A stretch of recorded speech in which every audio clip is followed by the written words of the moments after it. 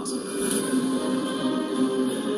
Sometimes I find it really hard to believe that this year I was issued my 200th patent, an accomplishment that makes me feel just so incredibly blessed. It's a testament that through the power of prayer, recognizing God as Lord and Creator, the power of persistence, and yeah, a lot of hard work. Patents on these and other inventions will ensure that LifeWave will only be growing bigger, stronger, and more influential for decades to come. As we continue to innovate and serve the needs of our customers, together we will be unstoppable. So, let's share the light, and let's be the light.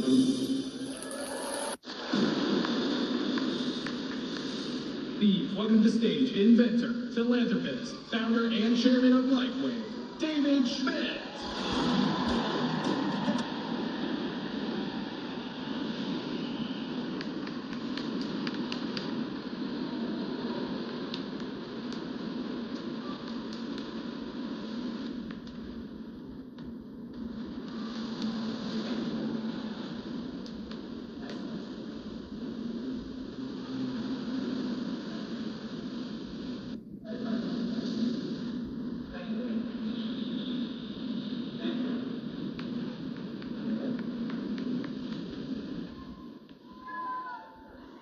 I think they wanted me to dance up here or something with that music, but that will never happen. You know, when we were working with the events team for this conference, our team said, hey, how do you feel about if we have this round stage and we put you in the center of a giant patch surrounded by other patches?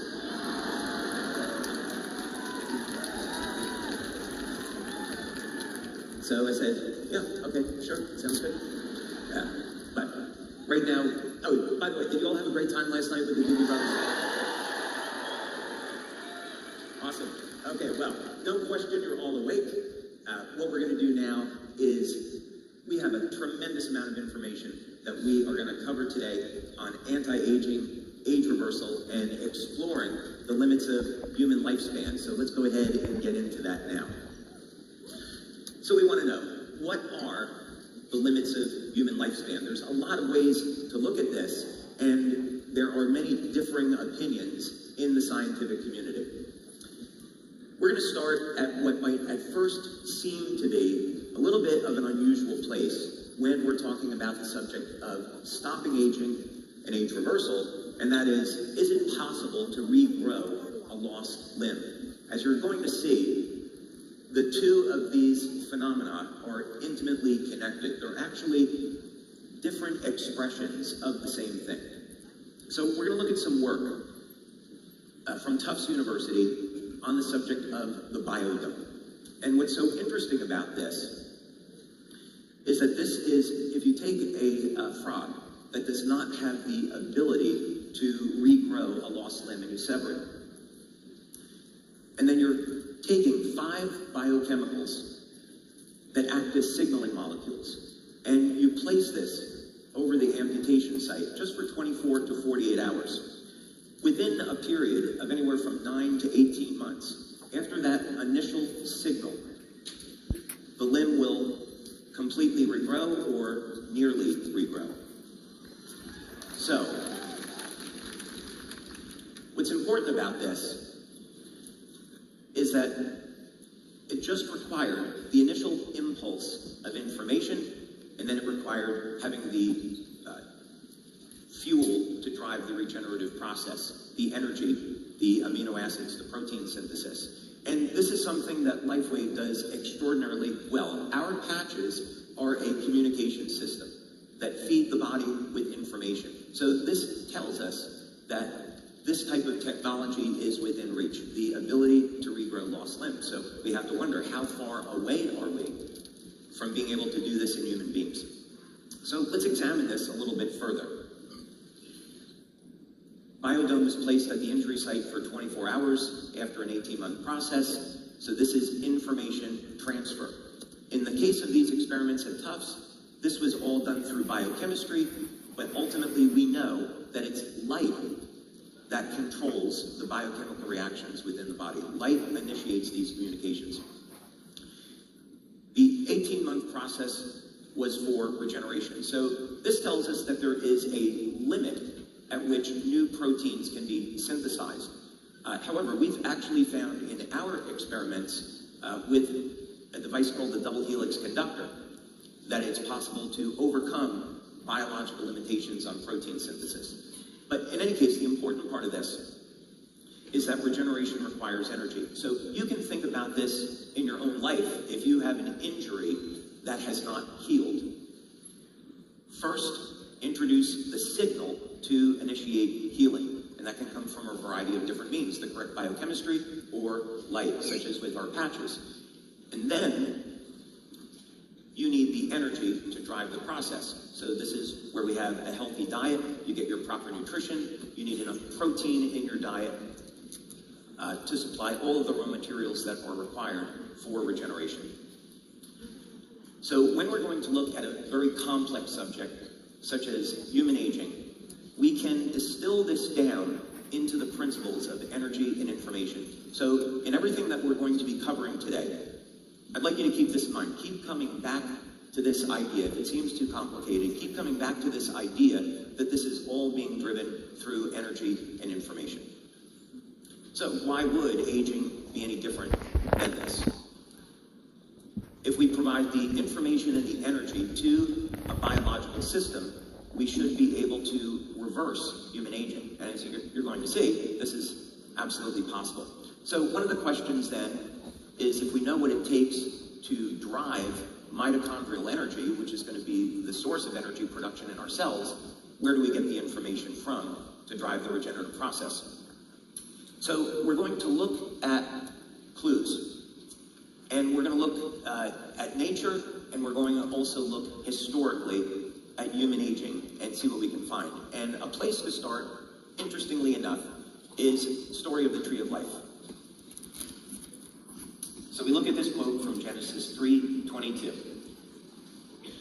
And as you know, the Bible is written in Hebrew, but we're looking at it in English right now, and it's important for us to have that frame of reference.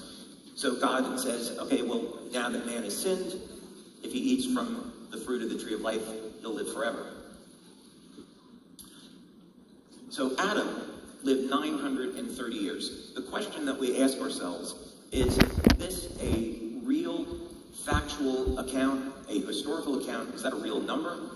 Or is this just a story that was made up? Is there anything that we can point to, any information that would allow us to see, is this a real true number? Because the implication is that if these ages that are recorded in the Bible are true and factual, it means that human beings have already lived to be more than 900 years old, and now this is a process of rediscovery. We have to understand how was that possible. So we're going to convert the English over to the original Hebrew, and then use gematria to convert those letters back over into numbers.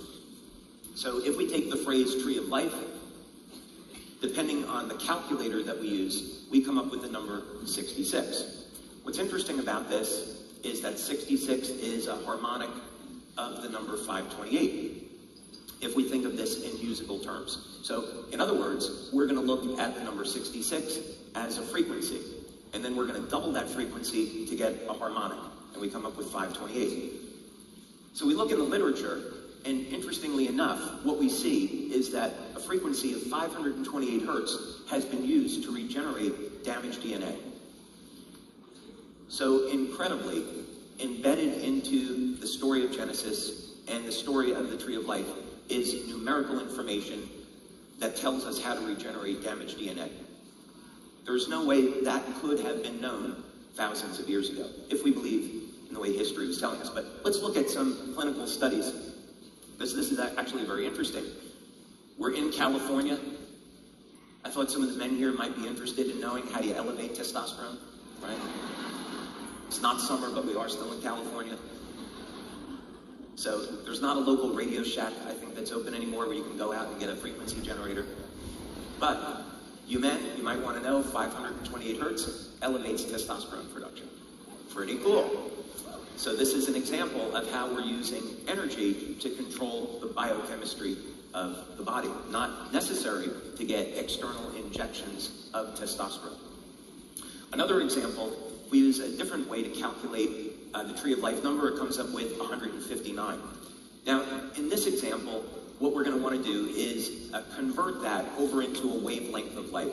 And you can do this very simply with an online calculator. There's a very well-known formula for converting frequencies over into nanometers, and light is in the nanometer range. So in this particular case, we convert the tree of life frequency over into a wavelength of light, and we come up with 857 nanometers. Why is that significant? Well, research has shown in this band of light that this activates mitochondrial energy. And time again, what's been demonstrated in clinical studies is that one of the principal reasons why we age is because of a decline in mitochondrial function. In fact, when we restore mitochondrial function to a young, healthy state, we see the age of the cell become younger. So again, incredibly embedded into the Holy Bible, in the story of the tree of life, is frequency and light information that we can use to improve our quality of life by restoring mitochondrial function and have a key in understanding how we can stop and reverse human aging.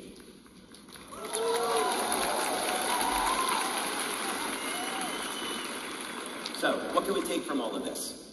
All living systems depend on energy to survive. You stop energy production in a cell, and the cell dies, so this is known. All living systems depend on information. We're constantly collecting information in our environment, and we're responding to it. So our cells are constantly responding and adapting with this very complex communication system of information using light. Experiments demonstrated that it is possible to regenerate a lost limb in a species that doesn't have this capability simply by providing energy and information.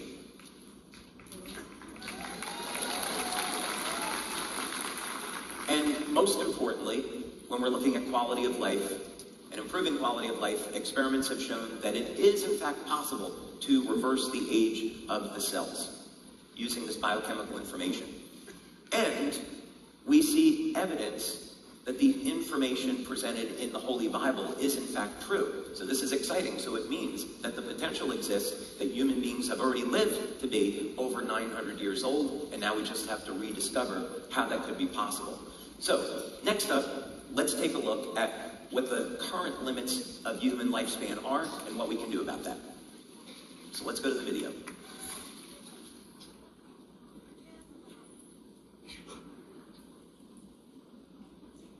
If you look maybe 50 years from now or 100 years from now, a person born then, what do you think is a good goal in terms of how long a person would live? Well, so it changes all the time because technology is changing so quickly. They keep revising the number upward. But I would say that if you do the right things during your life and start at an early age, let's say 25, we don't want malnutrition, starvation, that's not what I'm talking about.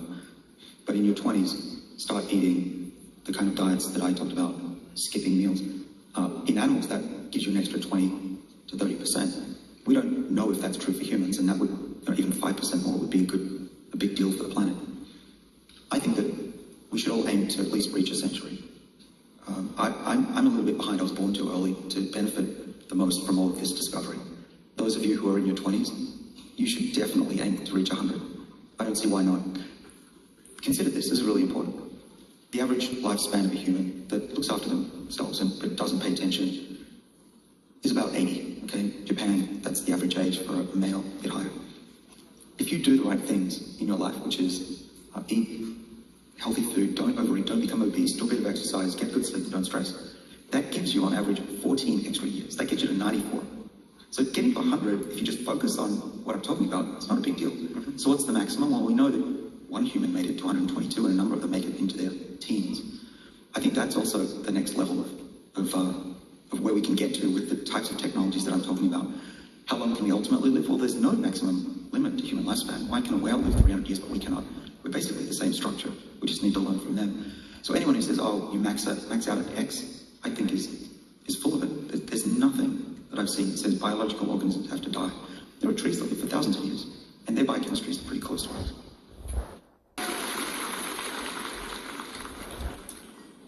Okay. So there's many different views in the scientific community on limits of human lifespan. Dr. Sinclair is focused on this subject, and I'm happy to see that he believes that there are no limits of human lifespan, like many people in the anti-aging and age reversal community, but let's take a look at this a little bit deeper. Here's an article that's from Nature, a well-respected journal, and looking at the evidence for human lifespan. And in this article, the author states, well, we might expect that humans might live to be a maximum of 115 years old. Overall, that's pretty good, I think, for most people, but let's look at it a little bit differently. One of the things that's interesting about this is we've had people live to be over 120 years old. Now, I don't think most people want to live to be 120 and necessarily look like this. No offense to this young lady here. So the key is we don't want to be 120 or 150 or 200 and look that way. Premise behind this is that you're reversing the biological age of the cell, so there's no difference in appearance between a 25 or 30-year-old and someone that's 120 or 150 years old. That's the goal to shoot for. Many other scientists in the age reversal community believe that there's no upper limit to human lifespan, and it's more statistically, what are your odds over time of avoiding accidents, avoiding serious health problems. But we know that information is always doubling very, very quickly now. So if we live another 10 years, the information, the technology that we'll have access to is many times greater than where we are today. So what's the most optimistic view on human lifespan in the conventional scientific community and beyond? In age reversal community, they say it's about 1,000 years or so, which interestingly lines up with the numbers that we see in the book of Genesis. So what does science tell us about what we can expect in our lifetime now? There's some articles, again, out in Nature, which suggest that given current technology, they obviously don't know about LifeWave, they would put human lifespan somewhere around 100 years or so, which I don't think makes sense at all, given the pace of development. So we look to nature. In our labs, we study biomimetics. So this means we want to look to natural living systems for answers. Why try to invent a new technology when nature already provides us with a guide? We simply have to study species that defy normal human aging and then see what we can learn and then apply those principles over to human beings. So let's take a quick review of some species that age in a different way than human beings, or they don't age at all. We'll start with the bowhead whale. Longest living mammal, up to about 200 years of age, and they have a slower metabolism than human beings, and they live in very cold waters, so this is a contributor to their very long lifespan. Now we can go way over to the other side when we look at the glass sponges with lifespans of 10,000 to 15,000 years. King's holly in Tasmania, 43,600 years. There's a single colony of Mediterranean seagrass, over 100,000 years old. So there are plenty of examples that we can study. You say, well, this is a plant. We can look at the species of bat, grant bat. They should only live to be 2 or 3 years old because their metabolism is so rapid. And when the metabolism is faster, that means you're producing much more oxidative stress, and the oxidative stress damages healthy cells. But interestingly, we can study the bat, and what we find is that they've developed a mechanism. They've been created with these remarkable biochemical systems that adapt to their stress so they can fly. And they can live to be 30 years of age. So this would be the equivalent to 180 years in human beings. So this means now we have a biological model that we can look at and mimic and create new technology and apply it to human beings. So what are some of the things that we see in bats? Well, they have exceptional control over the length of the telomeres, meaning that their cells can continue to divide without the telomeres shrinking. So this is a key factor in longevity. In addition, they have a mechanism by which their cells repair DNA.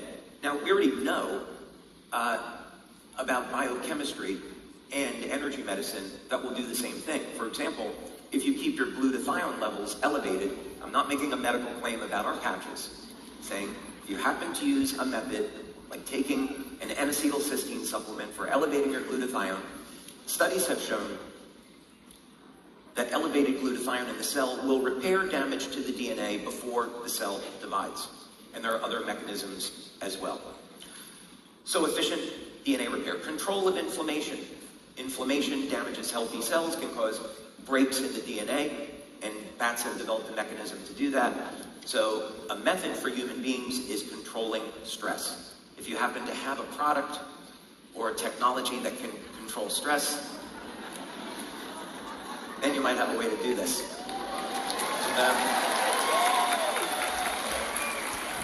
I'm just saying. And then also, if we understand what is driving cancer, the standard definition, of course, is that a cancer-causing substance gets into the cell, mutates the stem cell, and then this replicates into a cancer cell. So, again, bats have developed mechanisms for dealing with this. But what about human beings? Keep this moving along. Now, let's again go back to the Bible for a moment, and we want to look to see, is there any evidence for these fantastic ages that are in the Bible? And I would encourage you to do this yourself. And you can use any various AI program to make this easy. ChatGPT, Grok 4, whichever one you care to, but make it very easy. So first, you can get a list of all the names that are mentioned in the book of Genesis, along with their corresponding ages, and then this is the list that you'll get. And you'll notice, of course, immediately a trend to where the age starts at 930 with Adam, and then goes down to 205. Now we'll plot this on a graph, and you see right away that we have an outlier there in the data, with Enoch at 365 years old. Now what does the Bible tell us about Enoch? It tells us that he never died, that God took him. So we remove Enoch from the data, and now we smooth out this curve because it's an outlier. So the next outlier that we want to look at is Noah. And the reason is because that's the point at which ages in the Bible start to decline. And we know that's when the flood occurred. So Noah and then his son Shem. Noah was 600 years old when he entered the ark before the flood. Shem was 98 years old. Noah lived to be a total of 950, Shem 600. That's very interesting. So we might say, were the conditions that people lived in on the earth different before the flood than after a flood that attribute to this change in lifespan? We might be able to form any number of different theories or hypotheses about this, but it's worth reflecting and thinking about. In any case, we take these ages and we spread them out over time, and we can now ask AI, is this decline in aging statistically significant? Are these just random data points, or is this a statistically significant decay curve? And it turns out that these aren't random numbers at all, that this is a biological decay curve, meaning that we can rely on these ages in the Bible as being true and factual. So we know people lived to be over 900 years old before the flood. Now we just have to figure out why.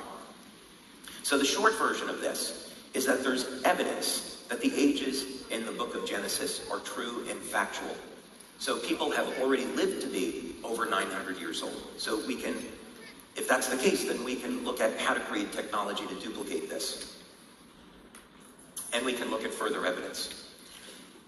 So let's go back now and see what's in the current scientific literature. Is there any evidence that humans can be regenerated to a more youthful state? So you can do the research yourself, or you can ask AI, depending on how you want to do this. So as it turns out, there are many things that we can do today that have an influence on our lifespan. One of them is fasting and calorie restriction.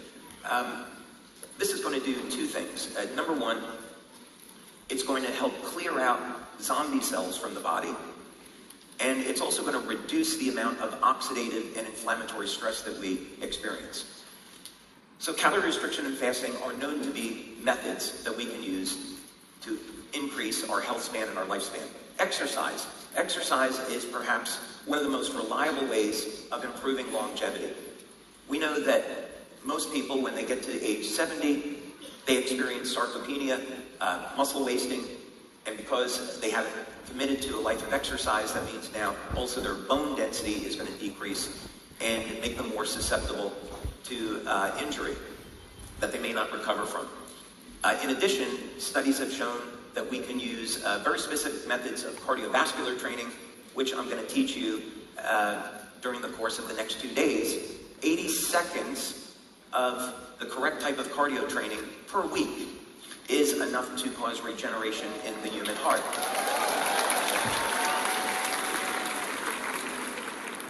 And if there's anyone here that can't exercise for 80 seconds a week, I invite you to leave now.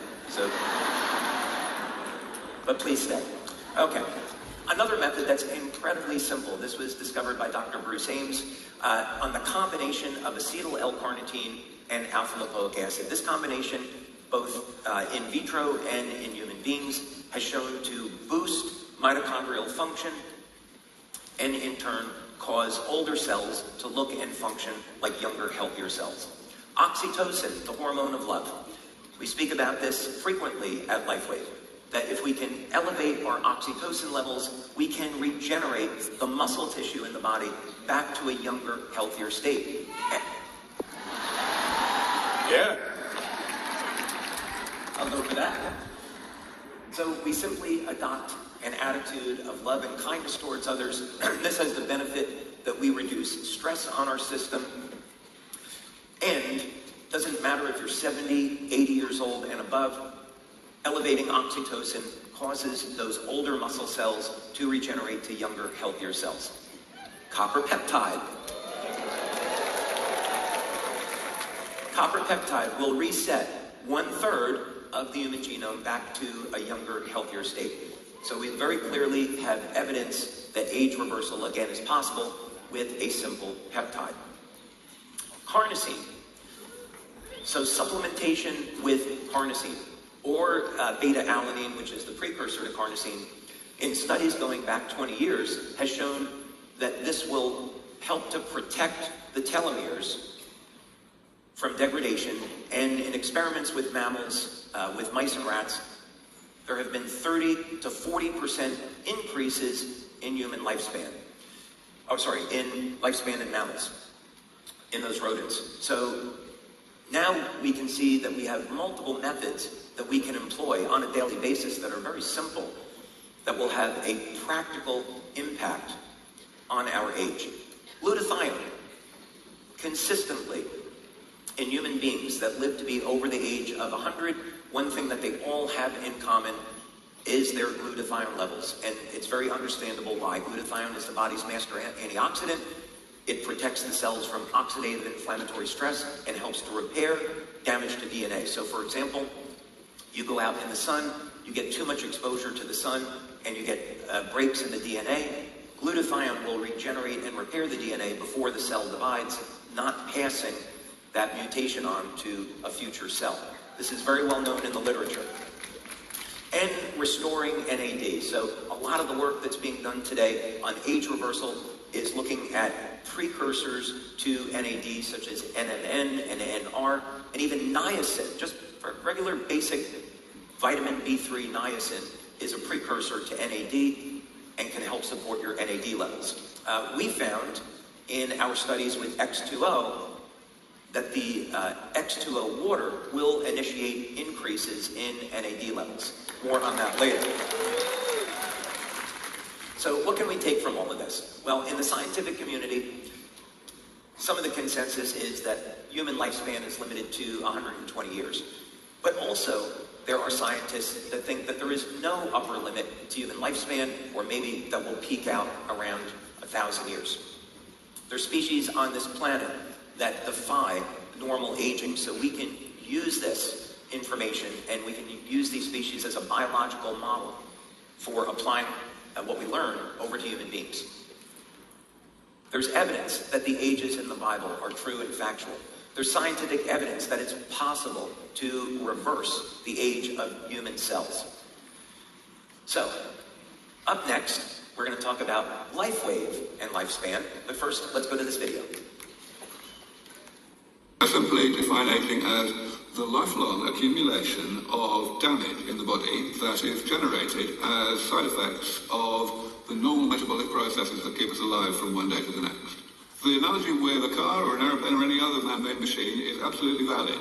They do damage to themselves in the course of their normal operation, and they're only set up to tolerate a certain amount of that damage. But, as you say, by sufficiently comprehensive preventative maintenance, we can keep a car going as long as we like, irrespective of how long it was designed to last. People cling to this completely fallacious idea that there is some kind of biologically meaningful difference between the diseases of aging on one side and aging itself on the other side. There is no such thing.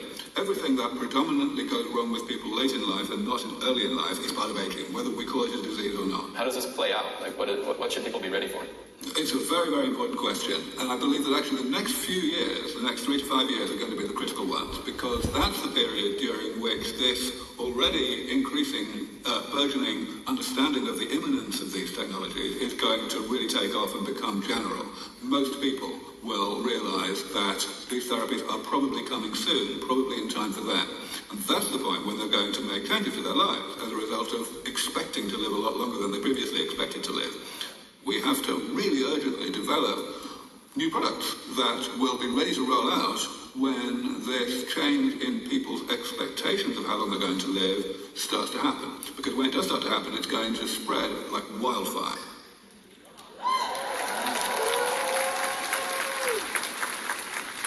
Okay, so let's take a look at life wave and lifespan and some of the things that you can be implementing to have an impact today on your overall quality of life. So the goal here is that not only do we want to increase lifespan, but we want to increase health span, meaning that as you age, you stay younger in the process, and we even reverse some of the signs and symptoms of aging. If we can do this, then that means we decrease our risk of all-cause mortality. So, for example, if we implement a regular program of eating healthy and exercise, and we maintain a healthy body composition, and we stay strong, then what we do is we reduce our risk of diabetes, cardiovascular disease, and cancer, just to name a few.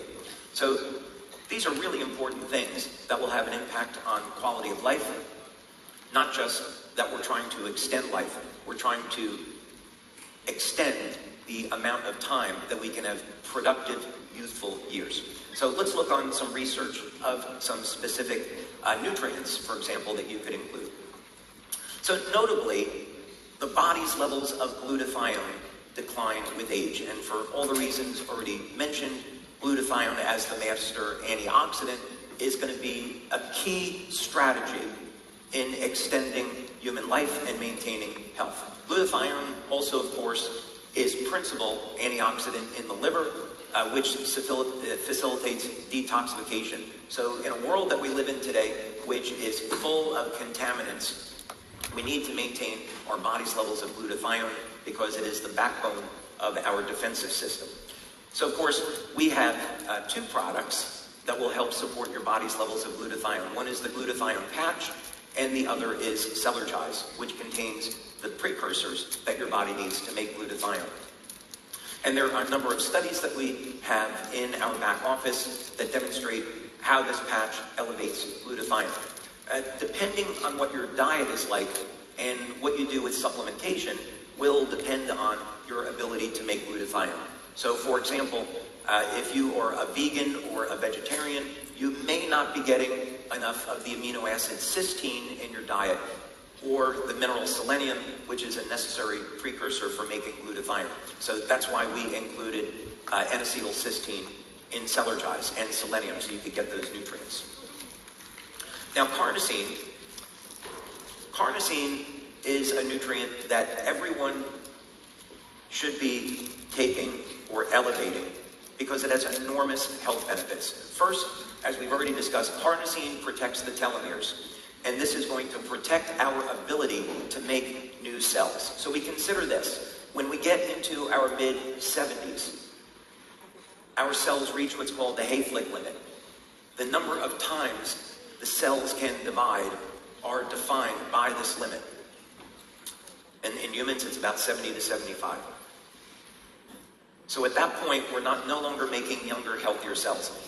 The telomeres, since they're regulating cell division, if we can simply use methods to lengthen the telomeres or prevent them from decaying, which happens in all species that don't age, then we can continue to make younger, healthier cells way beyond the limit of 75. In addition, carnosine is stored in the brain and in the muscle tissue. So our research with carnosine demonstrates that in addition to improving cognition, also improves strength and stamina. So when we consider all-cause mortality in individuals above the ages of 50, 60, 70, one of the key things that we see is that this is closely linked to strength and stamina.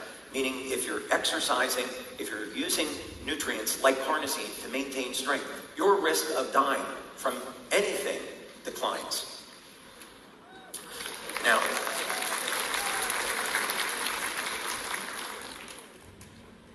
one of the key factors in aging is stress.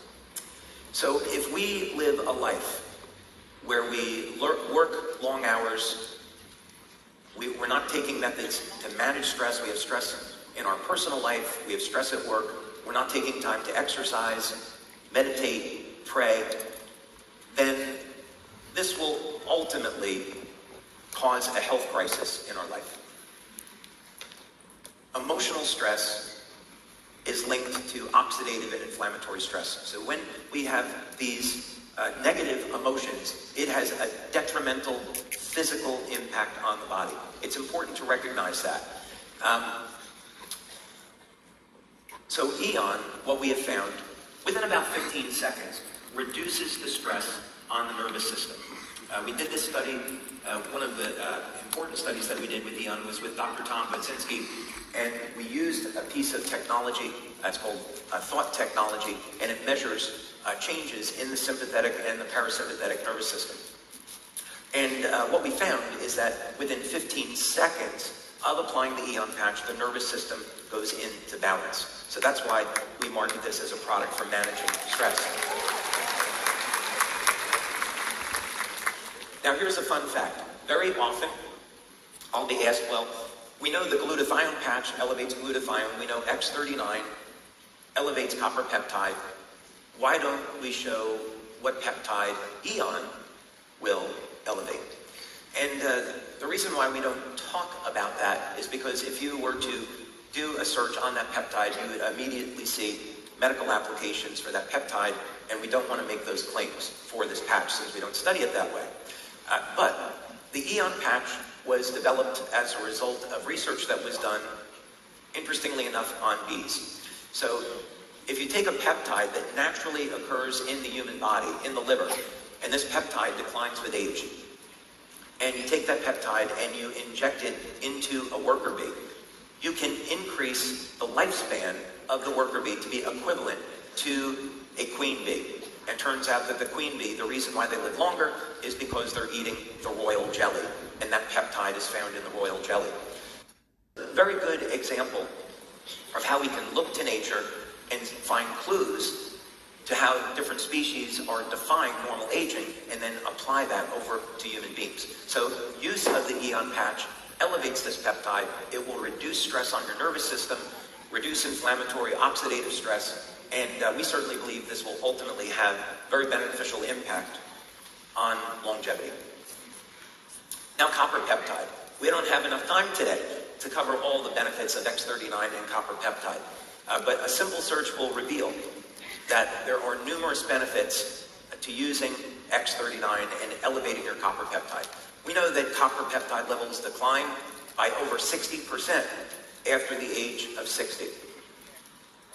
So we have to have a strategy if we want to improve our longevity. We have to have a strategy for increasing our body's levels of copper peptide. Again, with Celergize, we include the nutrients that are required to make copper peptide, just in case you don't have the best diet. So some of the benefits are cosmetic, in the sense that we're repairing the skin. But keep in mind that collagen is the #1 protein in the body. So if we're seeing these effects show up in the skin, we know that they're also occurring throughout the body, improving skin firmness, elasticity, reduction of fine lines and wrinkles, even improving the structure of aged skin. This is an important one because when we do research on human aging, one of the key things that you see is that the physical structure of the cell changes over time. The cell has what's called a cytoskeleton, which is made of a matrix of collagen protein. So it's like jello inside the cell, and the organelles are attached to this collagen matrix. When we're age 25, levels of collagen begin to drop. So we could say, in effect, that around age 25, we start to age. So we need to have methods of increasing collagen production and maintaining the integrity of the cell, and copper peptide is one of the methods that we can use for that.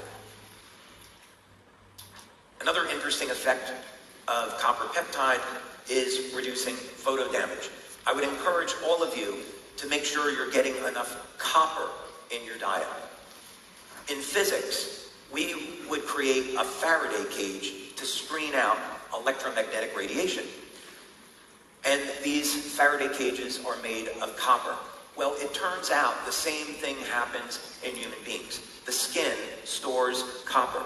And if we get enough copper in our diet, it can help to act like a Faraday cage and screen out harmful UV light.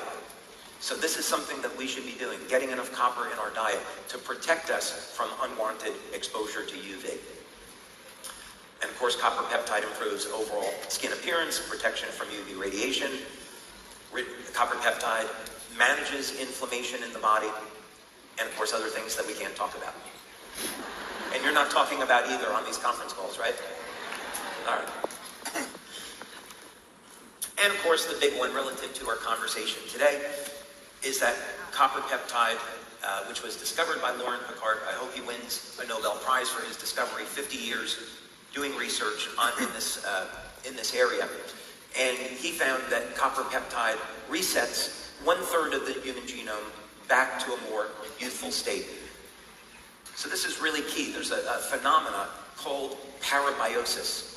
And this was discovered more than 150 years ago. And essentially it was found that if you take the blood from a young animal, like a rat, and you put that into an older rat, that the older rat starts to become younger. And the same effect occurs in human beings. And one of the principal factors that's driving that process is copper peptide. So again, we can look to nature. And we've done numerous studies on X39 now. So very, very early on in 2018, we had developed protocols working with a lab on how to measure GHK and GHK-Cu levels in human beings.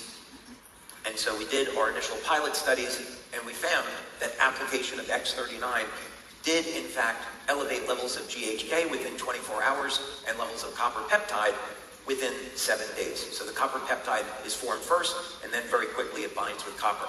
And by the way, both GHK and GHK-Cu are biologically active, meaning there's beneficial effects from both of those peptides. So this is why when people start to use X39, they find within the first day that they're already sleeping better, they have improved energy, and other effects. So, and then I clicked past that other slide a little bit too quickly, but of course you can get this in your back office. That was an initial pilot study, but then we did a double-blind placebo-controlled study, and we found the same thing, that X39 is indeed elevating copper peptide. Okay, oh, and there it is back up over there. Thank you, kind person, in audio video. So these studies are available in your back office. We don't need to go through them now, but this is just to say that we're doing the research studies on our products in this field of anti-aging and age reversal. So first, you can have the confidence in knowing that this is a science-based company. We support our products with proper research, but also we're on the cutting edge of looking at what is possible in stopping and reversing human aging. And there's a lot more to the story, but we're going to watch this video and then come back.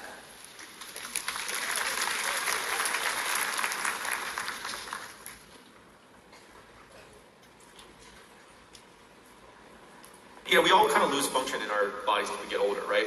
Like the big things that, if you look at the biggest killers, it's like heart disease, cancer, diabetes. So a lot of medicine is targeting how do you treat that disease. But there's another theory, which is like maybe the root cause of all those things is that our cells are just losing function as we get older, and so you're more susceptible to get these diseases. Like, I'll give you an example. So, if you're like, let's say you're in your 20s or 30s, and you have some damage to your cells, like you drink too much, or you get sick, or like and there's a kind of like this insult or damage to your cells. Your cells have the ability to recover from that. When you get older, your cells don't really have the ability to respond as well to these kinds of threats, or like, it could be viruses, or, eating or drinking too much, not getting enough sleep, or whatever. They start to lose their function. And so instead of treating like the effects of these diseases, why don't we just try to restore the function your cells had when you were younger? Because like, who wouldn't want to feel like you had the metabolism or immune system or whatever, muscle system of like a younger person, right? That would just be more years of healthy life, to get stuff done. So anyway, I think we're on the cusp of potentially being able to make a breakthrough in this area. And it's high risk, but I think this is exactly what people should be doing. Like, if you have some success in business, like, try to push the frontier, right? Do something that's really challenging. What we're trying to do is not change the type of the cell. We're trying to just change the functional age of the cell. Like, if it starts as a skin cell, stay as a skin cell, but just be like a younger version of yourself. And so we're searching the vast space of different sets of proteins. They're called transcription factors, which basically turn on and off different genes in the cell. There's like a massive number of combinations of these that are potential. We've developed a high throughput screening system that can test like millions of hypotheses, looking for novel sets of proteins you can put in these cells that change the state of it back to like a younger cell. And we know that... So you're injecting proteins, and yeah, it would be an injection of proteins into the body that the cells absorb? Yeah, and they're delivered via this thing called lipid nanoparticles, but yeah. It's basically a way to deliver proteins into these cells, and it causes them to turn on and off different genes. Wow. Yeah. How far out do you think you are? I mean, we're going to start clinical trials on our first program probably in the next year or two in humans. And that's where you have to go through FDA, or different countries you can do it in. And then we have 2 or 3 other programs coming along. So I think within like 5 to 10 years, we'll hopefully have candidates ready for, potentially someone could actually go get it prescribed by their doctor in like, hopefully like less than 10 years. But, these are kinds of things that sometimes you need to try a lot of shots on goal to get something that works, right? And it can start to get expensive the later you are down doing these human trials. Like, it costs something like $2 billion and takes about 10 years to get a drug to market. And that's with a lot of failures along the way. So, we're putting a lot of capital to see if we can come up with a breakthrough here. Who wants to be a part of that, right? Any way to make us look younger and feel younger, right? Well, thank you so much, David. We're going to be hearing from him in just a few minutes.